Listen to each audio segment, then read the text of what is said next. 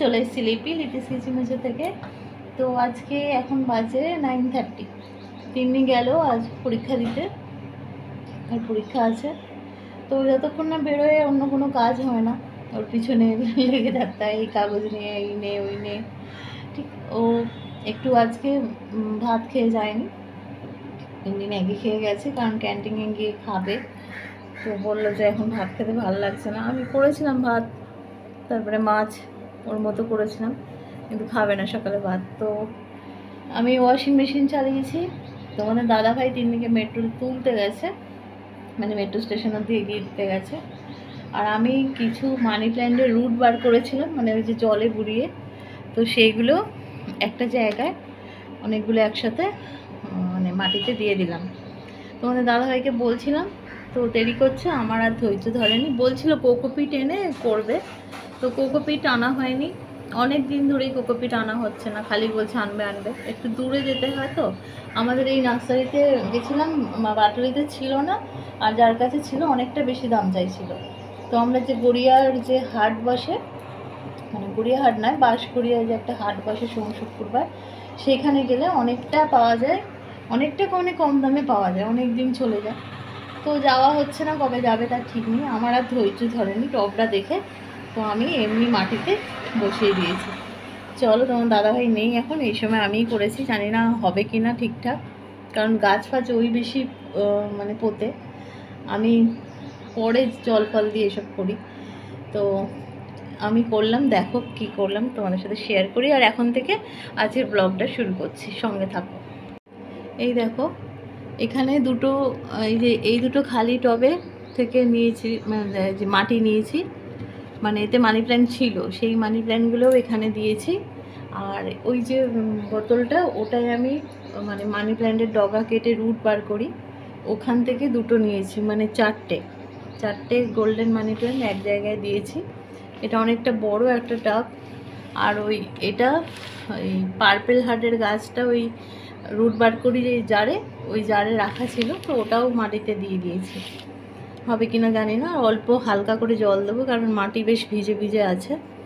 এটাও দেবো ভাবছিলাম, কিন্তু আর দিলে বেশি গ্যাঞ্জাম হয়ে যাবে। আর এটা হচ্ছে মার্বেল মানি প্ল্যান্ট, তো এটা আর দেবো না। এখানে প্লেন মানি প্ল্যান্ট আর মার্বেল মানি প্ল্যান্ট মেশানো রয়েছে, এটা এমনি হোক। আর এখানে সব গোল্ডেন মানি প্ল্যান্ট আছে, তাই একসাথে এখানে দিয়েছি, চারটে গাছ আছে। আর ওই যে বড় গাছটা দেখছো মানি প্ল্যান্টের, এই যে এটা থেকে আমি ডগা কেটে কেটে রুট বার করে, মানে রুট বেরোবার জন্য ওই জলটায় রাখি। জলটা পাল্টে দিই, এই যে বোতলের জলটা মাঝে মাঝেই পাল্টে দিই, এক সপ্তাহ অন্তর অন্তর। এখান থেকে একটু কেটে ওতে আবার রাখবো, যাতে আরও কটা মানি প্ল্যান্টের আমি রুট বার করে আবার পুঁততে পারি আর কি। তো এই করে আমার অনেক মানি প্ল্যান্ট হয়ে গেছে। আমার মানি প্ল্যান্ট ভীষণ ভালো লাগে। দেখো এইটাও কত বড় হয়েছে। তো এরকম দেখো এখানে রয়েছে, দেখেছোই তো তোমরা। তো আজকে গাছ পোতা দিয়েই শুরু করলাম ভিডিওটা। আর ওদিকে ওয়াশিং মেশিনের আওয়াজ হচ্ছে, পাম্প চালিয়েছে, পাম্পের আওয়াজ হচ্ছে, তো একটু ঘর ঘর করছে। আর আমার ফোনটা একটু কাঁপছে। এই যে এটা কেমন হয়েছে বলো। এই টাবটা ওই যে প্লাস্টিকের গাড়িগুলো যায়, সেই গাড়ি থেকে কেনা হয়েছে। সব পাড়াতেই যায় ওই যে গাড়ি বালতি ফালতি নিয়ে। এটা বোধহয় দাম নিয়েছিল 50 টাকা, 50 না 40 এরকম নিয়েছিল। নিচে ফুটো করা আছে, টাবের নিচে করাই ছিল, এগুলো করতে হয়নি, করা ছিল। তো চলো, কেমন লাগছে এই গাছটা বলো। আর কি কি শেয়ার করতে পারি আজকে দেখি, ডেলি ব্লগই থাকবে। চলো, তো ফ্রেন্ডস চলো, গাছটা তো পুঁতলাম, এবারে বিছনাটা ঝেড়ে নিই। বিছনার চাদর ফাদর ঠিকই আছে, একটু টান টান করে, এগুলো সেই এলাস্টিক দেওয়া চাদর, টানই থাকে, এগুলো বেশ দেখতে ভালো লাগে, টান টান থাকে বলে। আর তোষকটা ছিল এর নিচে, সেটা ওই ঘরের বিছানায় অ্যাড করে দিয়েছি। ওই ঘরের বিছানায় দুটো তোষক পাতা অলরেডি, এতে গদি হয়েছে, শুতে গদিতে ভালো লাগে তাই। আর এই ঘরে এই চাদরটা পাতবো বলেই অ্যাকচুয়াল তোষকটা তুলে দিয়েছি, কারণ পাখা বন্ধ করে নিলে কিছু শুনতে পাবে না। কারণ তোষক থাকলে প্লাস্টিকটা লাগাতে অসুবিধা হয়, মানে উঁচু হয়ে যায় তো আরও বেশি, কিন্তু শুধু গদিতে ভালোভাবে হয়। কিং সাইজেরই, কিন্তু ওটা বেশি মোটা হয়ে থাকে তোষকটা দিলে, তাই জন্য অসুবিধা হয়, খুলে যায় বারবার। আর যদি এমনি তোষকের ওপর পাতি তাহলে এরম টান টান হয়ে ভালোভাবে থাকে। আর ওরা বিছানায় এমন করে শোবে, তুমি যেভাবেই বিছানা পাত সে আর টান থাকবে না।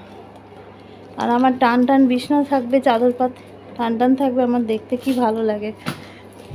বেশ সবসময় পরিপাটি থাকবে বিছানার চাদর পাতর, ভালো লাগে বেশ। তো এই আর কটা কুশন দিয়ে সাজিয়ে নিই। এখন ঘর ঠিকঠাকই থাকবে, কারণ এখন ঘর ঘাটবার কেউ নেই।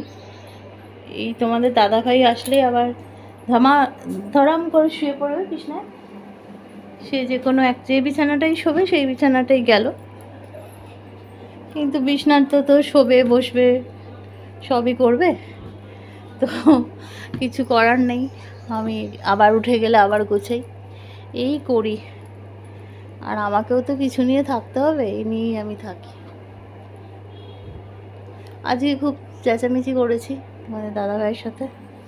ও কানে যায় না, ওকে যতই চেঁচামেচি করি, এক কান দিয়ে শোনে, এক কান দিয়ে ব্যবহার করে।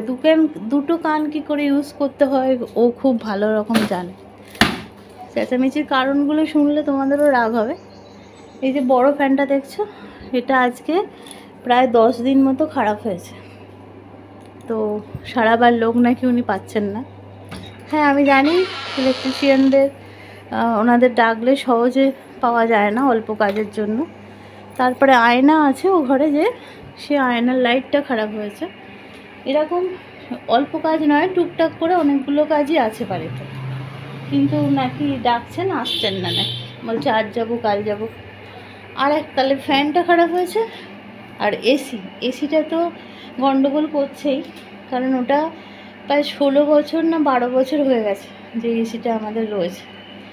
তো সেটা মাঝে মাঝেই গন্ডগোল করছে, সারানো হচ্ছে, আবার লুজ কানেকশন হচ্ছে। কালকে আমি 4টের সময় আমি আর তিনি দুজনেই ঘুম থেকে উঠে পড়েছি গরমে। তো সবই দেখছিল, এসির লোককে ফোন করেছে, কিন্তু ওয়েদার ভীষণ খারাপ ছিল, তো গত 3 দিন ধরে তারা আসবো বলেও আসেনি। তো আমি বললাম যে ফ্যানটা অন্তত ঠিক করো, নইলে কী করে শোবো। আর অভ্যাস হয়ে গেছে না একটা। সেই ফ্যানের লোক কবে আসবে আমি জানি না, সেই নিয়ে সকালে একটা চেঁচামেচি করেছে। আমি না চিৎকার করলে বাড়ির কোনো জিনিস হয় না, তোমরা সবাই দেখো যে খুব হেল্প কর। তো ফ্রেন্ডস চলে এসেছি, মুসুর ডাল করব ওই ঝিঙে দিয়ে, পেট ঠান্ডা হয় খেলে, আর খেতেও ভালো লাগে বেশ। ঝিঙে আছে, কাঁচা লঙ্কা আছে, উচ্ছে ভাজবো। উচ্ছে ভাজা একটু আমি রসুন দিই, খেতে ভাল লাগে। আর আমরা একটু রসুনটা খাই হাত পা ব্যথার জন্য, এই জন্য। আর মাছটা এখনও প্যাকেটে রয়েছে, বরফ হয়ে গেছে।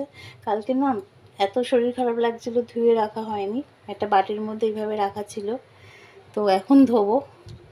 তো এটা পাবদা মাছ দেখাচ্ছি তোমাদের। আর আজকেই তোমার দাদাভাই কোকোপিট এনেছে, আমাকে বলেও নি যে কোকোপিট আনবে, আমি তো মাটি দিয়ে বসিয়ে দিয়েছি। তো যে টবগুলো খালি হয়েছিল, এতে এগুলো টাইম ফুলের গাছ প্রচুর হয়েছে, দানা পড়ে। এগুলো জেট প্ল্যানও আছে না, কি গাছ গো? ফুল হয়,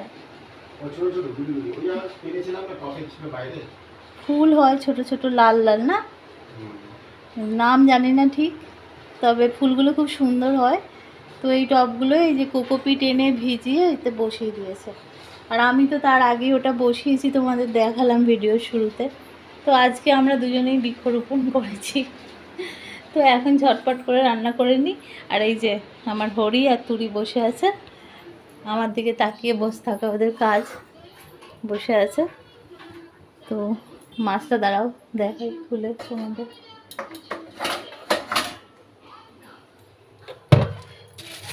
আজকে আনবে, আমি জানতাম না কোকোপিট, তাহলে আমি মাটি দিয়ে বসাতাম না, কারণ মাটি দিয়ে বসালে না বড্ড ভারী হয়ে যায় টবটা,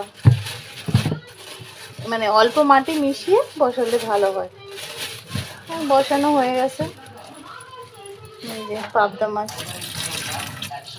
এতক্ষণে বরফগুলো ছেড়েছে, তো ভালো করে ধুয়ে নিই মাছগুলো। আমার এখানে মাছ ধোয়ার জন্য আলাদা একটা নুন রাখা আছে, দেখো এইটা, এই নুন দিয়ে একটু মোটা দানা নুন, এটা যে নুন খাই তার থেকে একটু মোটা দানা, এই নুন দিয়ে কষতে কষতে আমি সব মাছ ধুই, গরম জল দিই, তারপরে আবার চলো মাছগুলো ধুয়ে নিই। ঝিঙা দিয়ে কি করছো গো? মুসুর ডাল, পেট ঠান্ডা হবে। ঝিঙা উইথ মুসুর ডাল? হ্যাঁ। বাহ, রেসিপিটা ভালোই হবে না? আর ইউটিউবে দেখছিলাম অনেকেই ঝিঙার সাথে মুসুর ডাল দিয়ে রেসিপি বানাচ্ছে এখন, ভালোই হয় খেতে মনে হয়। ইউটিউব দেখেই তো কত কি শিখি আমরা। আর এখানে এখানে তো তুমি পাবদা মাছ এনে পাবদা রেখেছিলে, মাছ।